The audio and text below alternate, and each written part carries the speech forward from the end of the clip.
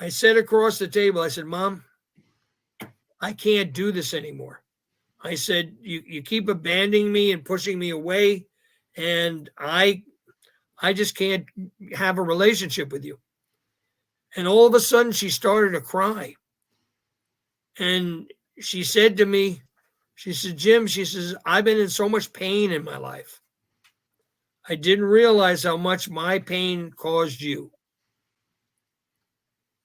And it gave me a chance to forgive her, Roy. Came around the table, put my arms around her. And this was late in life for both of us. And for the next 2.5 years, she would call me every morning and leave a message on my machine or talk to me in person and said, Jim, I love you and I believe in you. And it was a healing. It was a healing for me that I didn't have to carry that because I carried it. So let's go through the two components of this, right? This depression, or so you've got young children being bullied at school, right? Not feeling accepted. Then they go home and we go back to the dysfunctional family where the parents may not be the best, right? There's no blueprint to be a parent, or even a great parent or a terrible parent. So these kids, by the time they're done, they go to school, no fun there. Okay, people are not nice to them. They come home, they're getting zero attention there, right? Not a great environment there.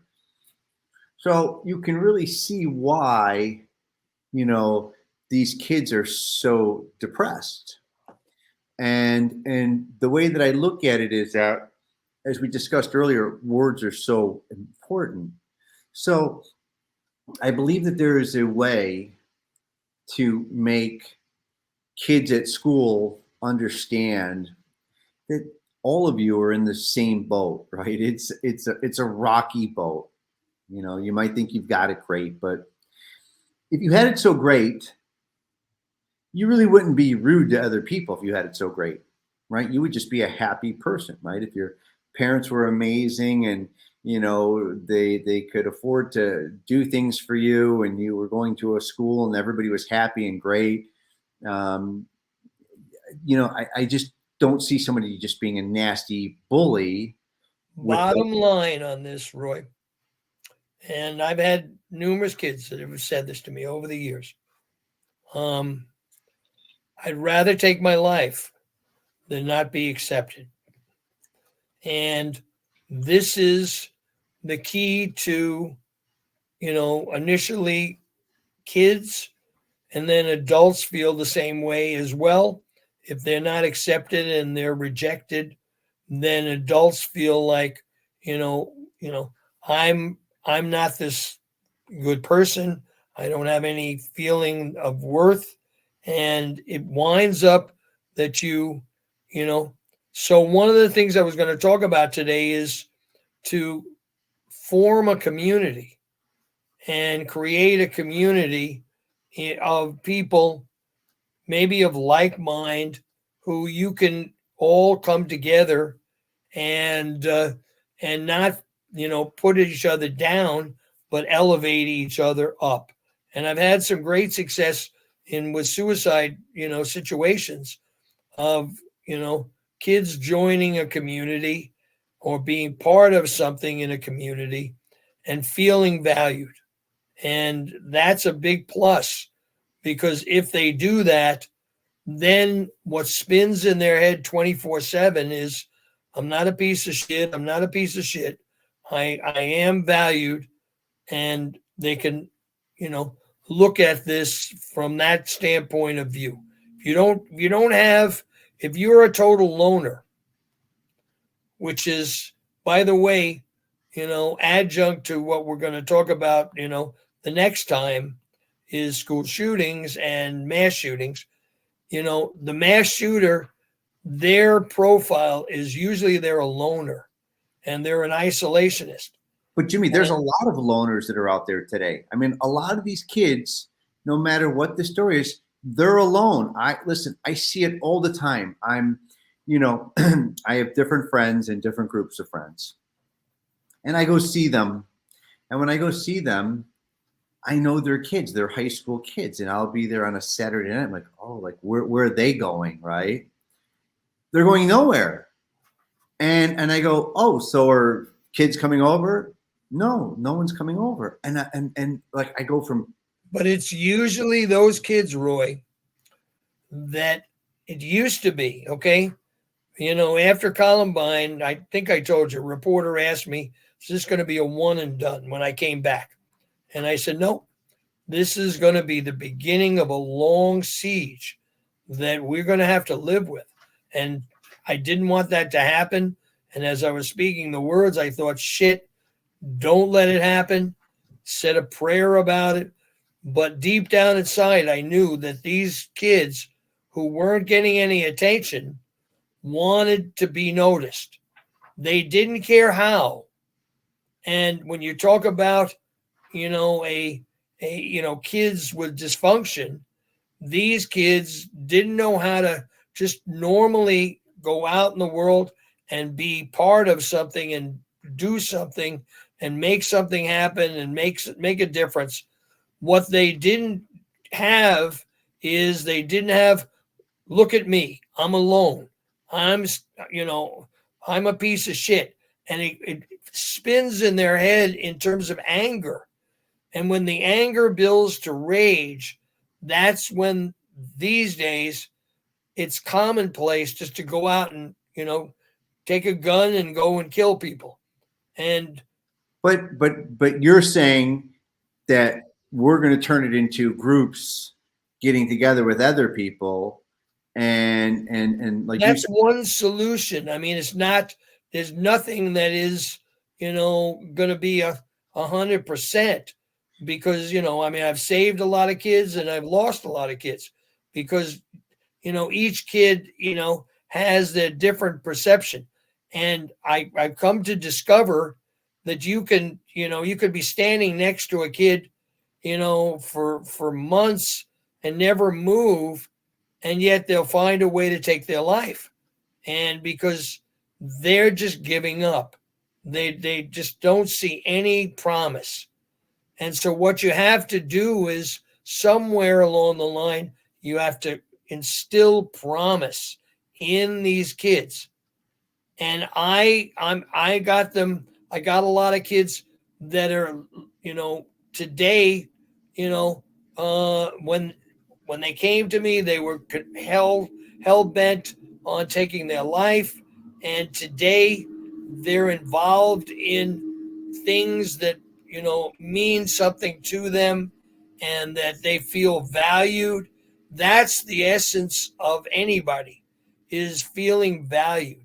If you don't feel valued, then you're just ostracized, and in being ostracized, you don't have any life at all. okay. And you're right. You go over to your friend's house, and if they're not, if the kids are not, part of something, then they're part of nothing. So, I always wanted to build a group because to me, I always look at it from the standpoint of, right, you need a group. You always need people, right? People can solve. Absolutely. I call it community. That's right. And it's funny because the old saying is, a community raises a child. And It's a village raises a child. the village raises a child, right? And so it's funny because there's a comedian, and his name is Sebastian. What is it? The Italian guy, Maniscalco or something like that. I always get his last name wrong, but he does this skit one time where he says that when he was a kid, he goes, the front door would ring. And he goes, the whole family would run up to the door and they would be so excited. They'd open up the door and they'd go, oh my God, what are you doing here? Come on in. And mom would say, I got a Sara Lee cake just for this occasion, right? And the whole family's sitting around, and next thing you know, he goes, 4 hours later, you're sitting there and, like, we got to go. And like, oh, okay, well, next time we're going to come and see you, right? He says, today, he goes, the doorbell rings, and they're like, what the, who's there? Everybody down, right? Like, what? Did you call anybody over here? Like, who is it, right? Like lifting up the blind. Absolutely. And it's funny because it's an extremely funny skit, but the sad part is the reality of how this whole community has now changed, where it's not like how it used to be. And I believe that we've kind of got to go back to some of those roots of the community and people doing those things. I think it's so well. There are groupings, and I've watched them over the years where they build a community. They're able to build a community, and a lot of times it's ethnic based. So Italians, for whatever reason, have extended families and everything, and it's not all the time, and it's not 100%, but they build families,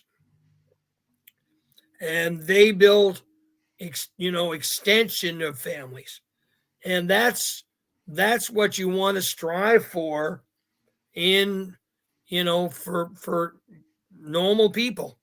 But these days it those families are becoming less and less, and we're in a situation where we Jimmy, can you hold on for 1 second? Sure. I'm going to pause it for 1 second. Hold on. Okay. That it used to be that, and this is what has broken a lot of families apart, which is politics. They can't talk to each other without vehemently, going at each other. And I can't remember. There was a newscast of, someone that had experienced in his growing up that his mom and dad, they'd have these big gatherings for holidays, and they would talk to each other, and many times they were talking about politics.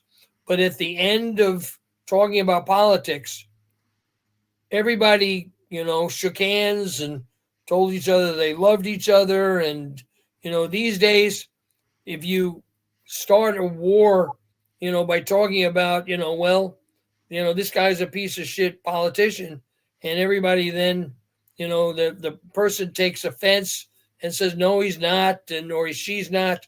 And you're at war with each other. Whereas it used to be at the end of discussion, even if people had different politics, they still came together and cared about each other. That piece is missing. And what gets me is that how these kids today, because right, I'm mostly focused on the kids, even though I know that there's a lot of lonely adults too from the divorce rates.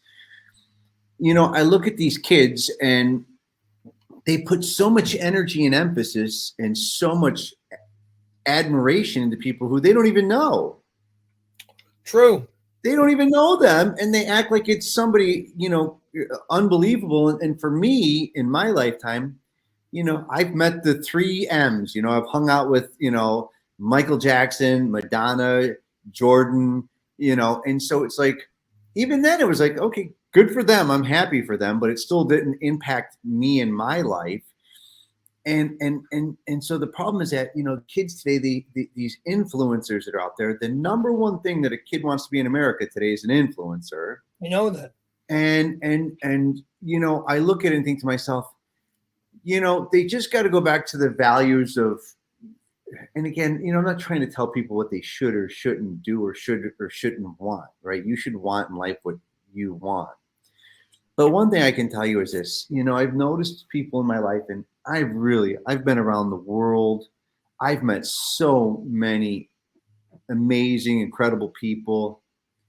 But the one thing I can say that one thing that I always thought was the one best quality anybody could have was to be kind, to be nice.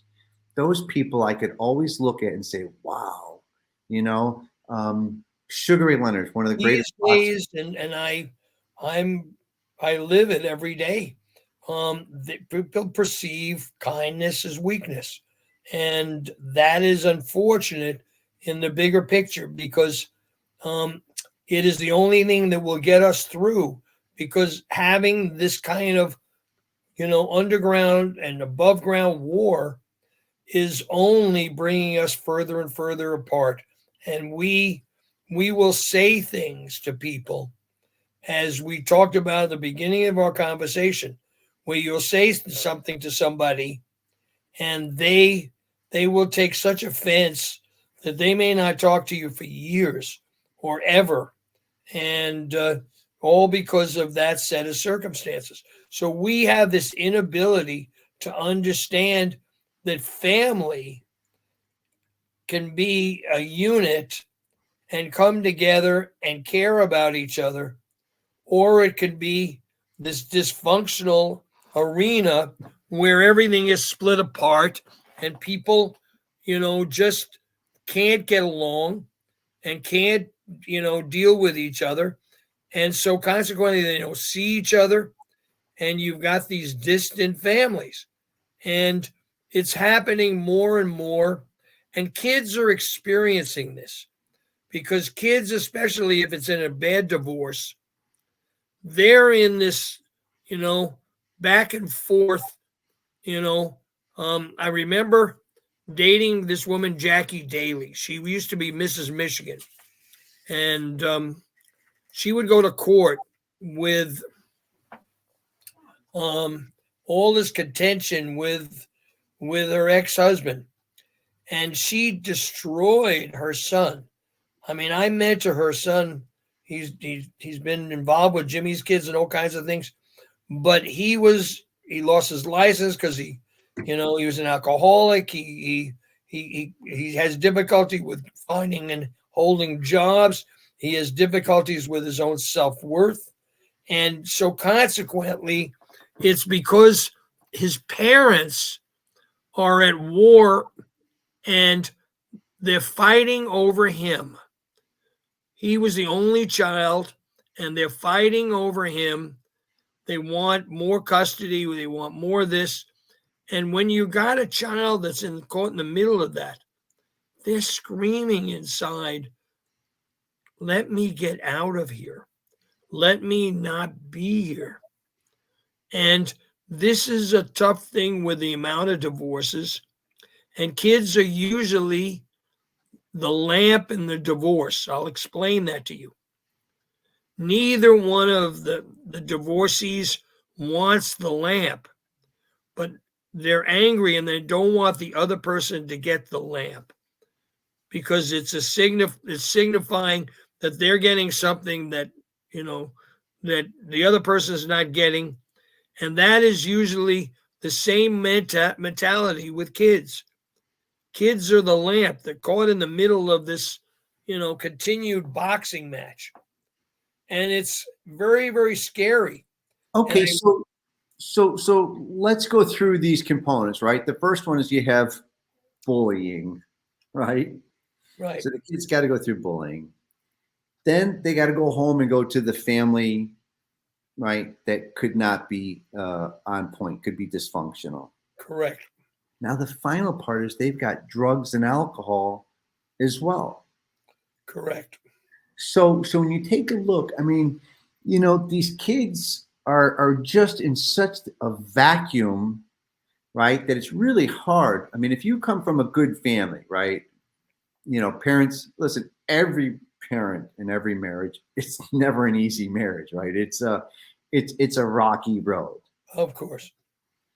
But if both parents still love the children get loves from mom or dad in their different ways, they still get it, even if the parents are still bouncing their way. Sometimes it's great. And I was working with a judge for about 5 years.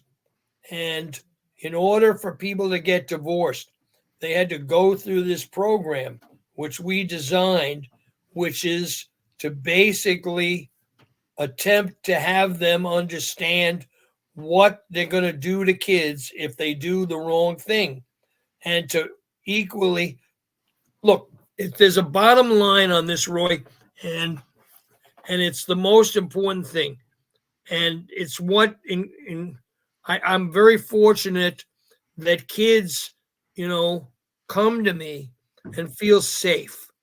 This is what I'm the most proud of in a lot of my work is I make them feel safe because they know first off I care. And that whole adage of, you know, I don't want to know what you know until I know that you care is what I live and die by. And in the caring, they feel safe enough to open up to me and talk to me about their deepest issues and don't feel like I'm going to judge them or make them less valued and that I was always going to be in their camp, that I would always ride it with their camp. And I have kids from all different walks of life, all different socioeconomics, some coming, right out of the hood and some coming out of the most affluent schools. But I I picked something because we were going to talk and I want you to go on Amazon and you could buy. I'll just give you a copy, but you've got to go on and get it because Amazon's got it. But my children, my book too, it's called Letters to Jimmy. I had received over 100,000 letters from kids that were in my filing cabinets. And one summer, Jan and I went through them and we put them into 9 different categories. Parenting, suicide, uh, gosh, I've got the book here. Anyway, there was a girl from, of all places, Grosse Pointe North High School. And, I had letters from all over the country. And she said something to me that has stayed with me for the rest of, my life. And in her letter, and it's a long letter and it's worth, looking at, she said, when she was thinking about suicide, at the moment, I didn't care. I wanted to disappear. I didn't realize that death and disappearance are not the same thing. I wanted the pain to go away. So the way I usually, when I explain to people what that means, is I say, did you ever have the worst toothache that you could not get rid of? And you're walking around with it and you look up at the sky and you say, God, please cut off my head. You don't want God to cut off your head. You want the pain to go away. It's the same for most kids. They live through their pain. And in that pain is how they deal with life, and whether they choose to buy out or stick around is in that pain. Okay. So what about, okay, here, I've worked out with some of the best athletes in the entire world. Okay. We had trainers that would still come into the gym, into the locker room, and we would work out with them. And even getting a little bit of that, training here and there, it carries on for the rest of your life. I mean, even today, now I still, work out, 5-6 days a week. My question to you is, a lot of people don't get mental help, right? Like they don't speak to anybody about their problems. And there's always been a stigma, right? Like, oh, that person, oh, right, you need them. But if you've got a personal trainer for your physical, why wouldn't you have a personal trainer for your mental side of things as well, too? Because I've been a mental health advocate. I've gotten numerous awards for my work in mental health, but the stigma is there. When I was training Eric Hipple, and I trained him. If you look in my documentary, he's, he came to me. His 15-year-old son committed suicide. He threw himself out of a car at 60 miles an hour because he didn't want to live because of his son. and everything, we went up to all the legislatures in various states, and we were trying to get them to raise the bar in mental health awareness. Finally, and I've lived long enough to see it, and the reason mental health now is being looked at in a different way. So your question is worth the time now, because mental health is now being looked at in a whole different way. But it took Michael Phelps, Simone Biles, a lot of the athletes and Olympians to say, we need mental health. We're not doing well. We've got all these problems. And realistically so, because if you've got the pressure to succeed and you can't accept second or third place, you've got all that pressure on you. That's when you need mental health. And a Okay. lot of people have mental health advisors if they can afford them, if they can afford them through their insurance. A lot of people are seeking out, help through therapy. So we're looking at it in a different way.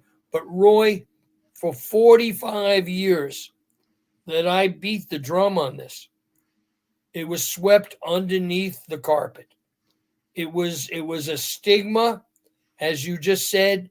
It was, you're crazy and we don't want anything to do with you. And in that stigma, nobody wanted to touch it. Well, and that's about the time 45 years ago when they started closing down all the facilities. Absolutely. That's when they I started. I was banging around, and I just, it was amazing to me, how much energy, Eric and I put into this, and people were just turning us down. I went before the education committee up in Lansing, and I was being turned down, and this was when both suicide and mental health issues were, going up to the top, and It's an everybody saw the statistics, but nobody did anything. because So it's an expense. what? Because it's an expense to them. No, that wasn't it. Oh, There was one guy in the education committee, because you needed a full consensus. You needed everybody to, before they could put it to a vote, in the House. And this one guy from great from Gaylord, um, he was always I didn't know this, by the way, but there was a friend of mine, and he was the head of the education committee, and he was a state representative from Romeo, and he was in our wedding, Jan and I, so I knew him real well, and I went to him and I said to him, "What's going on? Why are we get every single time we get turned down?" And he said, "I got this one guy, and he always is the dissenting vote. And this, if you're sitting down, is worthwhile sitting down." Because when I heard it, I fell off my chair. He said, "Jim," he said,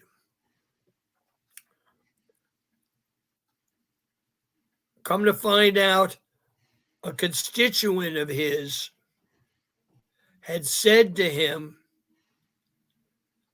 and he didn't want any trouble and he didn't want any controversy, that all teen suicides are related to gay issues." And he bought it. And he was the one that shut down any of the movement that we had. And someday, if you get a chance to see Eric or meet Eric, he'll share with you. I'm really proud of him today. He's going out. He talks all over the world. I mentored, like, maybe seriously about 8 or 10 people that are doing so well. And I'm really proud. They're proteges of mine. And here I am in my 80s. I can look at, I was there at the right time to help them. Okay. I think that what we need to do is take that from 8 to about 800. We need to build out satellites so that these kids have a place where they can go to. There needs to be a weekly event in their area where they can go to. And here's the neat thing is that, we should be able to find mental health experts to go to these events to discuss things with, some of these children. There's a lot you can do. And then there's a challenge. And you live in a state now where, they had the Parkland incident that now just went to its anniversary. And these Parkland kids, I was, one of their cheerleaders. And these Parkland kids wanted to go to the legislature and say, look, we need you to look at gun control, not in the bigger picture, but in taking away the AK, firearm that was, mowing down everybody. And Marjorie Taylor Greene followed this one kid who was going into the legislature and called him a piece of shit and put him down and took him down. And there's news footage of her doing that. That is what is happening in our country. The best thing that we can do, Roy, want to do something, magnanimous towards kids, is to look at some of these alternative programs where kids are being a part of and duplicate those. Not necessarily, the one with trying to move the family and trying to get, schools to do some things. And I told you the program that I started in schools, which is really very powerful too. And it's that program in the lunchroom where if a kid is sitting by themselves and perceived to be a loser, that they gather up all the kids during the beginning of lunch and they put them all and they have things for them to do. Those are the types of things where kids can flourish and kids can grow because it's not beating in their head, I'm a loser, I'm no good, I'm a piece of shit. And when you live in that space where you've got that is very tough. It is very tough. I listened to your brother for a long, long time, and there was a lot of challenges in his life that, he never, got past. He was hanging on to these challenges. He still does. And he would repeat them with me all the time. And I would say, didn't we talk about this? Yeah. Well, and so I think that if you take him at his age and these younger kids, we need to break the cycle with them so they don't have to relive that, Groundhog's Day over and over again. And that's where I really think that this is going to be a powerful tool, because if you can break it when it's young, right? It's kind of like this. I'll never forget this when we were younger, or when we got married and we had my son, my in-laws owned a couple of Italian restaurants. And my mother-in-law, she couldn't feed him enough pasta, right? To her, it was the most loving thing she could do is to fill him with pasta. And he got to a point where he was big. And my wife used to say, I would argue with him every day. And the reason I would argue with him every day is I'd say, me and your mom, we work out, 5-6 days a week. Come run with us, come bike with us, come swim with us, right? Come do any of these things with us. And he didn't want anything to do with it. And I'd argue with him every day. And the reason I argued with him every day was not because of the fact of his heaviness, but because the fact that I knew my dad's side had diabetes, my wife's side had diabetes. So it was kind of more of like, you don't want to get into that part. And you don't want, I have that disease. You don't want it. That's right. And you can cure it young through exercise and diet. Okay. And so we would get to this point. By the way, I point. remember your son being heavy because when you drove through one Christmas morning, I looked and there was your son and he was heavy.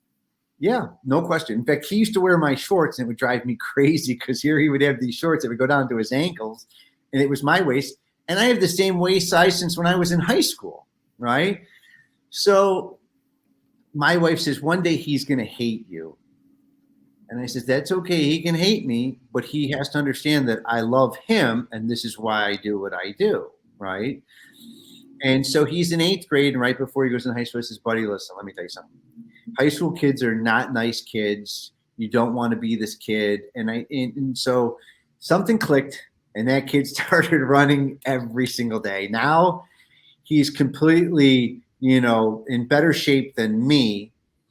And it was, what I would try to tell kids and even his friends that came over, I was always on every single one of them, not to put them into a place where they felt uncomfortable, but to let them know that in order to accomplish something, there's hard work that goes into everything that you do.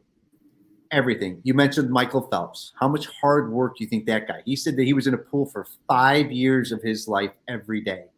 5 years. So there's sacrifices in life that we have to make. Right now, you and myself are making a sacrifice right now of something that we believe in. Okay. I believe that when I think of a child that their parents don't know how to be good parents, I don't know if I was a good parent or not.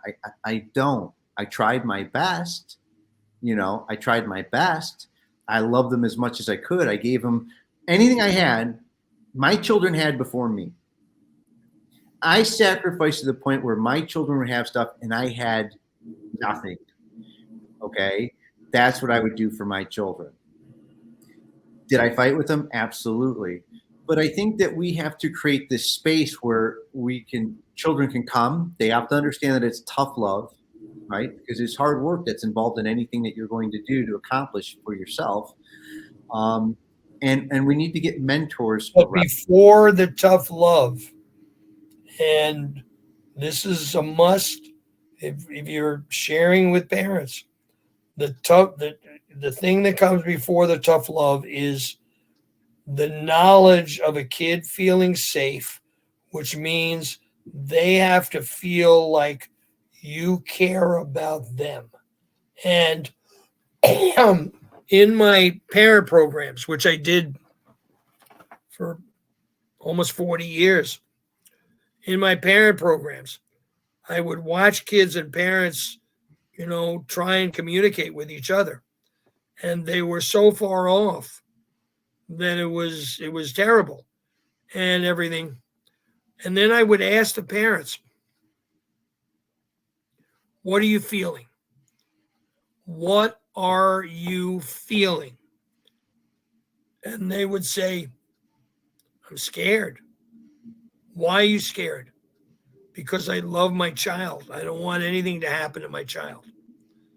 Meanwhile, that was the same parent that was leveraging all of these demands on their kid and all of these limitations on their kid. And the kid didn't know why. And the parents, when they said, it's because I love you and I'm frightened, that is what any exchange should start with. If you have an exchange with any of your children or any of your friends do it with their children, it's got to start out saying, this is what I feel. If you don't do that, then a kid gets defensive because you are literally doing a power exchange with them. And a Let me lot of just- time, go ahead. When you were a kid, did you ever get the phrase "because I said so"? That's why I learned to teach people, because I didn't get it as a kid. My But did dad, you? my, But did you my get? dad just ripped the shit out of me. But did you get that line? What? Because I said so. Oh yeah, all the time. Okay. Because it's a power exchange. So did I. Because I said so. And everybody I know got because I said so. And kids today, they don't even know that. I don't think I've ever said that to my kids because I said so. And the problem was my parents didn't know. My parents were 16 and 17 when they had my brother. Do you think that they were like award-winning parents that had a Not in your best day. not in your best day? And and as you realize, no matter what, I still knew that they loved me. And I think that a lot of these kids today too try to cop out. So there's a specific balance too. These kids are a little bit full of shit, trying to leverage the advantage that they have, where it's like, oh, back then our parents said, nope, that's it. Go to your room and be quiet and shut up, and that's it. And you did. And they're like, oh, that's so wrong, and you can't talk to me that way, and you can't. But at the same point in time, their parent is sacrificing for you. They're putting food on the table. They're going out to pay, and it's not easy. Kids, my dad, and God love him, and I loved him very much. My dad believed that his only function in the family was to put food on the table, and he was never a great dad. I used to play sports. He was never there. All the other parents were there, even though their kids were not even starting, and I was starting. They were never there to. I got all this at, accolation and everything, and my dad was never there to to encourage me to be.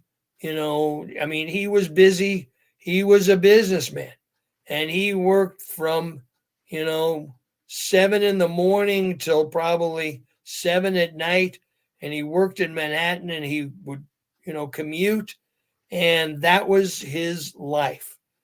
And when it came to me, I mean, my birthday, this is going to give you a better understanding of it. On my birthday, my dad would come home, and my mother would whisper in his ear, "It's Jimmy's birthday." And my dad went over and said, "Happy birthday," and took out a $5 bill and gave it to me. Roy, I would have done anything in the world if he had gotten me a card that said, "Happy birthday, son. I'm proud of you. I love you." Or giving you a hug. Or giving me a hug or whatever. And he never did it. And so here's and that's a great point. So you go back to that time, and that's what you remember.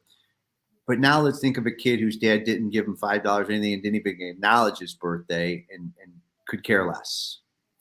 My point is that everybody has to understand that it's a total shit show, right? For families and kids and people and everybody. And it's okay. Enjoy it. Enjoy the journey. It's not always going to be perfect. And look, you wrote it out. You said to yourself, and you said to me and to millions of people, you were going to kill yourself. I mean, you've said that to millions of people, and you were going to do it. You're still here at 80 years old. How's the ride been? I mean, I get up every day, and the gratefulness that I have.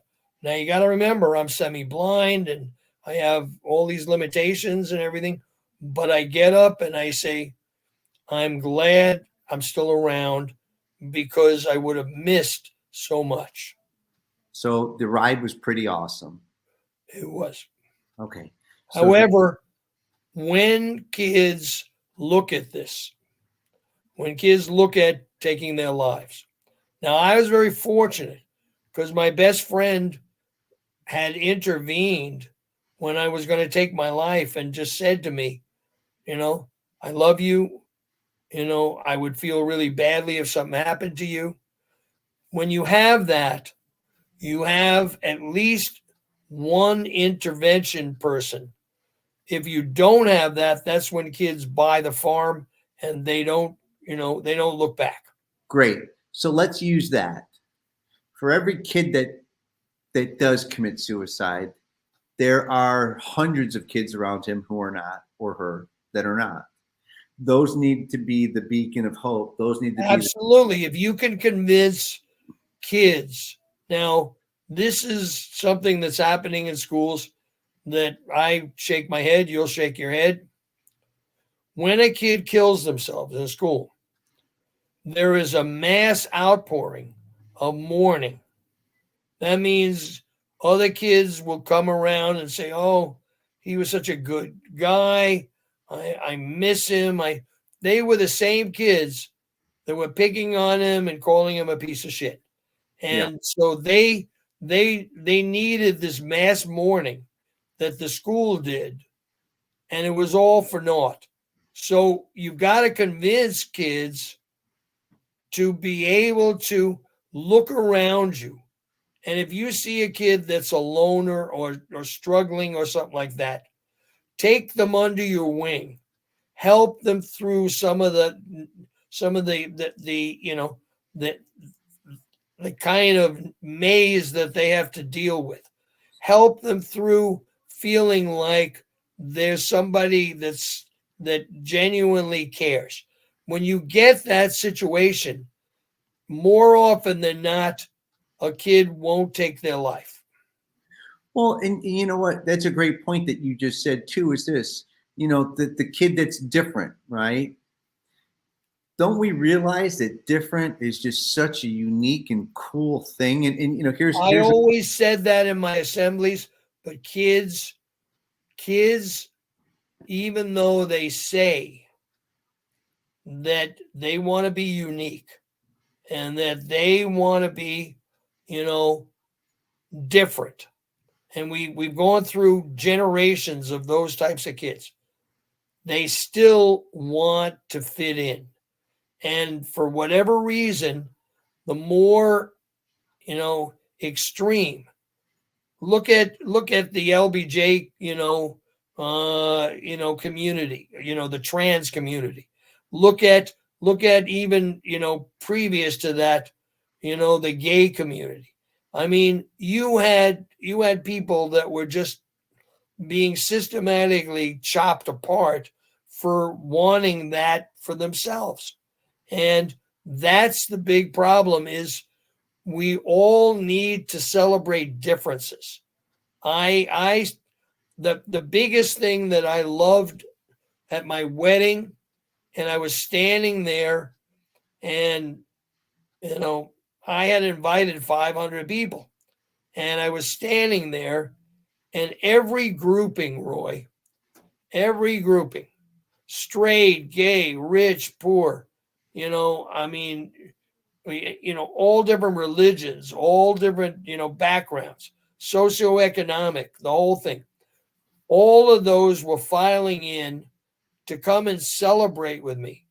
And I still to this day think that was the best day of my life because I realized that I had celebrated everybody's differences and had treated them with dignity enough so that they wanted to be part of the biggest day of my life, which was my marriage. Well, and it's funny that you say that because being there, I do remember, you know, I've been to a ton of weddings, tons of weddings. And you're right, the diversification of the people that were there were absolutely incredible. And it's funny. I remember being young and Prince came out, right? And he'd wear all these crazy outfits and all the different stuff. And like, oh, okay. But my gosh, he was talented. And then when I finally met him, and it was like, oh my gosh, like that whole difference was like that made him. It wasn't just the music, right? It was the outfits that he wear and the things that he did. And then when I met Michael Jackson, it was the same thing. Here was this guy, and I'm taking this picture, and he's got this outfit on. I'm looking at the outfit, and it's like, wow. But it's not just that part. They're different people, right? And it's funny.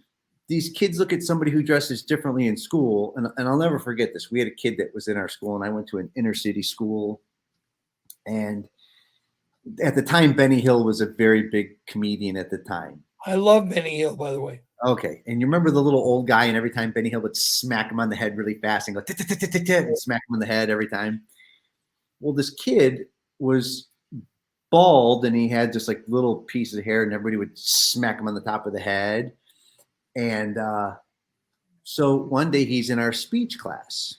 And in our speech class, we had girls that were talking about giving birth, as like sophomores in school. And it was like, like, wow. And they're explaining the whole process of giving birth and what it was like. And you're like, pretty amazing. Scary, but amazing. And this kid gets up there one time, and it's his turn. And he says, I'm getting ready to, I'm so excited. He goes, I'm getting ready. He goes, I'm going to Europe, and I'm going to go over here, blah, blah, blah. And, he's saying all the places he's going to go. And the teacher says, well, that's great. And so then you'll have enough time. He goes, you can tell us all about it when you get back. He goes, oh, I'm not coming back.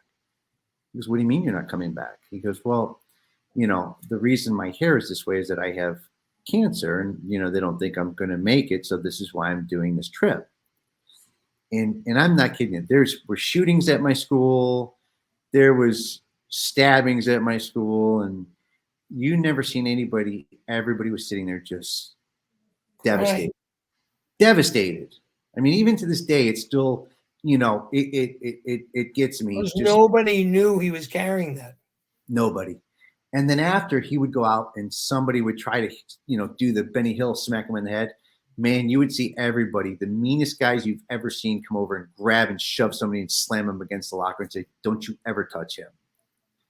So it's funny that it takes those kinds of things to change people's minds. Why is it that there has to be a finality? Why is it that there has to be so much pain that people bring onto somebody before they realize that they can give them something to smile about? Because a lot of the kids, we as human beings, when something is uncomfortable to us, we hide, and we hide behind it. And it takes people who, when I first started my sharing part of my program, which was probably my signature piece over the years, I had to, most speakers didn't want to do this, but I had to stand in front of 1,000 kids or 2,000 kids and ask for the first kid to come out to share what they're, I would do a mantra, and I would say, is there anybody there that has had somebody in their life that's been there when they needed them, that saved their life? And I would say that over and over and over again, and nobody would move. And in the beginning, it was like, I'm standing here like I'm naked, and I can't get kids to move. And I realized that if I forced them to do it and use my power, nobody was going to do it then anyway. So I would just wait it out. And when the first kid came out and said, I tried to take my life, and this kid this kid was there, saved my life, you looked at, in the auditorium, in the gym, in out. However, there was a line around the block because it was the first kid that took. It's like a wedding. Everybody says, "Well, everybody can dance now." The ones that dance are the little kids who have been dancing around for most of the wedding. So the idea is people are afraid to be the first. They don't want to be the first, but they feel safe if somebody else does it in front of them. Simple. So I think that the next phase is how do we start the process for the healing, right? I think that there's two ways. I think one, through social media, doing things to start to bring people in. But number two, it has to be in an environment, like you said. They have to feel. This is going to be interesting for you. And this is where your time, on earth is opposed to mine. If you start on social media, a section where it's kids praising kids and a positivity situation, as opposed to kids who want to be part of something that is, a diminutive situation where they're putting people down and they're making people feel less than.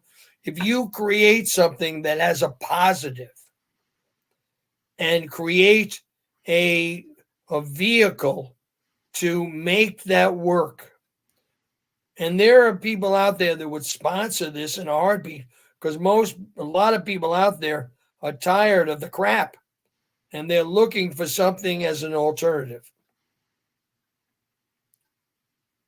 Yeah, I think that, to me, one of the things that's important is having these events where kids can come, and not just kids, people can come and start to feel, safe and share their story. Because I think that's one of the key components of it too, is that once you share that story, it's kind of off your chest, right? It's kind of like a sigh of relief a little bit. Once you share that story, and I've been using my technique now for a very long time to get people to open up. But once you share that story, people treat you differently, because all of a sudden you're not, the enemy. You're somebody that I need to care about because you're going through a difficult time, or you've got a problem, or you've got an illness, or you've got, a circumstance. And once you have that, you're no longer branded, just like you just said about the kid that had cancer. You're no longer branded. And you're no longer somebody who is different and yet we're still going to pick on. You're a person that in people's eyes are saying, and a lot of the people who were the toughest kids in school were saying, don't you dare smack that kid's head, because then they become protective. And I discovered that in what I was doing. If you watch some of my I have hundreds of videos on my on my website, but if you watch what I was doing and how I was doing it and how kids opened up, it gathered the entire assembly of kids to come together. They were bonded. And when they did my documentary with PBS, the two women who were at Garden City High School that had brought me in, they were in the documentary. And they said that when I spoke there, it bonded the school. And here it was from them about 30 years later, and the bonding was still there, with a lot of people coming together and staying friends. So, lots of good things come out. However, had I not told the kids that I had, tried to take my life, had I not opened up and been, vulnerable and real, nobody would have done anything. Okay, so that's the next step. So as we do this, the next one, I'd like to, pick up the pace more with you to do maybe like two shows a week, because as we start to talk about We could do that. We could do that. Yeah, the solutions and the cure, I want to start to bring people on as well too that can, right? Because once you start, you have to have a place to offload, people to come into. It's the solutions, Roy, that these days everybody on the planet knows the problems, but it is the solutions these days that are going to make the difference. And if you can figure out, even if you call the podcast solutions, and and being able to give people tangible ways of dealing with problems in their life. Yeah. I mean, it's like I was watching a Law and Order episode last night. I used to love to watch Law and Order. And they were I was trying to figure out where people got the idea. And it's happening so often now that it's crazy. When I was a kid, I was 10 years old. I used to take the subway everywhere. And I used to love to walk up and stand on the white line when the subway train pulled in so I could get in there and get a good seat. Now, there's no way on this earth I would stand on that white line because people are pushing somebody in front of the train. Yeah. This is the latest thing. So that episode last night, which happened to be an old episode, was all about somebody pushing in front of the train. So somebody got it somewhere. Yeah. And here that's all fictitious, the Law and Order situation, but people took it real. So that's where people's minds are.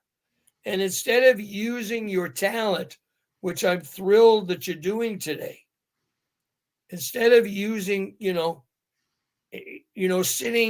sitting in your room and getting angry at the world and saying, I'm going to get even. I'm going to make my name out there. I'm going to do something. That's why we had 600 mass shootings last year, because people were doing that. And instead of saying, wait a minute, I'm going to put my energy to making a difference. And I'm going to look at things that are good. Sure. So let's look at our next call where you're going to put together some of the programs that you've done and the things that have worked successfully. And then we're going to start creating an environment and a site. I was going to do that today, by the way. Okay. And then we're going to create an environment that's, that's a safe, fun place, right? Because safe is one thing, but everybody wants to smile. Everybody wants to laugh. Right? Of course.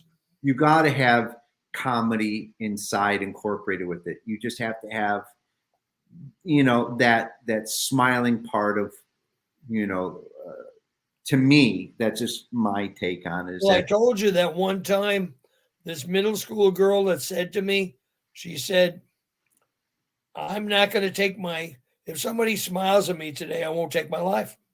Yeah. So that's going to be the next step.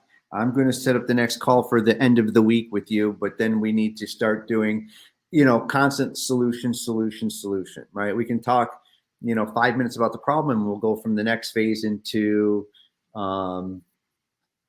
solutions, where they can go. And then we'll start the solutions should be for you a vehicle to be able to reach people who are struggling because these days, because we are a divided country and because out in the world we're divided, there is in that division an inability of people to share solutions because most people want to win. And so you've got two warring factions that want to win, and nobody wins. Nobody wins in that picture. Yeah, and to be honest with you, my mind doesn't work that way of winning. My mind works in the fact of if if everybody's having a good time, I'm having a good time.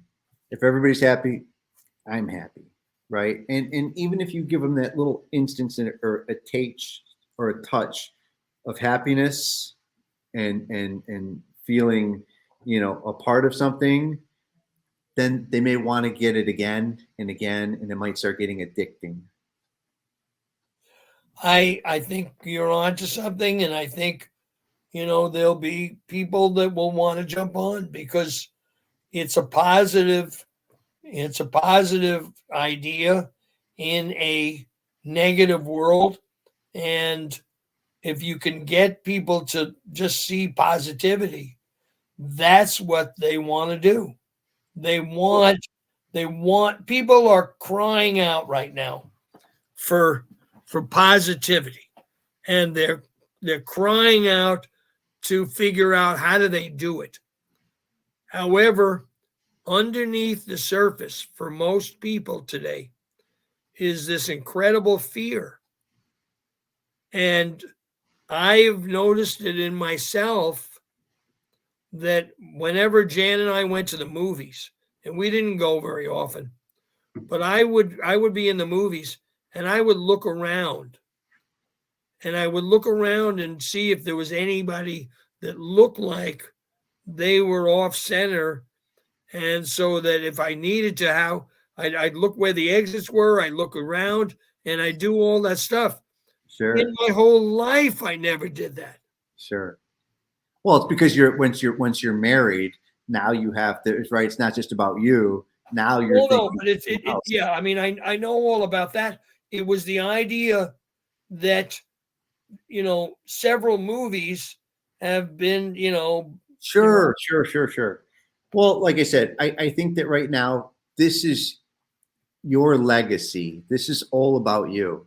This is not me. I just happen to be someone who's going to take what you've done over your career and put together a solution where people can come and meet on a regular basis and get the I help. mean, I'm happy that you've done that. I've I see your heart, and I'm just saying, that's great because you know I I've worked really hard and taken my share of hits, and I've told you that during the time when I was talking about suicide awareness, I was getting death threats, and I mean I really was. And Well, I'm not worried about those. I'm not worried about it. no, I'm not. I disregarded. I mean, they were real death threats. But I went to speak at Seaholm High School, and there was this group from a church that was in like the third row, and they had this woman who was uh, she was a court stenographer, and she was writing down every word I said. And there were, a number of times when I talked about suicide. And she was writing down everything I said. And about 2 weeks later, I get in the mail a huge portfolio, which was my talk, my words, every word I said, and the inappropriate words that they're saying to me, you can't say these words, were circled. And they said, if you choose not to do this, we're coming after you physically, emotionally, financially. And they wrote in that, What was that? huh? How long ago was that? 15 years ago. And you're still here. Oh, wait a minute. Jan said it was more than that. Okay. Yeah, she said it was before her. Okay. Listen, at the end of the day, focusing on people and helping people and saving people's lives, there's whatever the outcome is what it is. I'm not worried about it, right? No, I've stayed on that path forever. Yeah. So I mean, I haven't done it. However, when you get some of this, you're just tired of, like the guy that, thought everybody was gay who committed suicide. Every kid committed suicide was gay. That was like a huge blow to Eric and I, because we were wasting our time trying to, fight something that was internal and trying to get it to the big stage so we could, get some traction and make some things happen. Well, we're going to do some traction now. What I need is your list of, these bullet points of what we can do, and we'll start implementing. All right, I'm gonna build out the app. I'm gonna build out the website. We have Roy's email, right? Yeah. Okay. All right, I'll write out some in the next day or so, and you'll have it. Okay, because I'm going to build the app, I'm going to build the website, and then we're going to start connecting people right away. We're not going to take a long time to do it. We're going to start connecting people right away. Okay. Because every day someone's going to be gone. Well, I live with that, on a regular basis. Yeah. I mean, I look at people and I look at my own mortality. I look at their passing, and I'm thinking, gosh, O.J. Simpson died at 75. I'm 7 years older than he is. Yeah, you're young. You got plenty of time to go. Well, we got a lot out of you yet. I still have my life spirit. That nobody could take that away from me. All right. Well, Jimmy, I appreciate everything. Thank you. And we're going to do another one again real soon here. And then we're going to start only focusing on solutions. Okay. All right. All right. We love you. You take care of yourself and be safe. All right, buddy. Bye.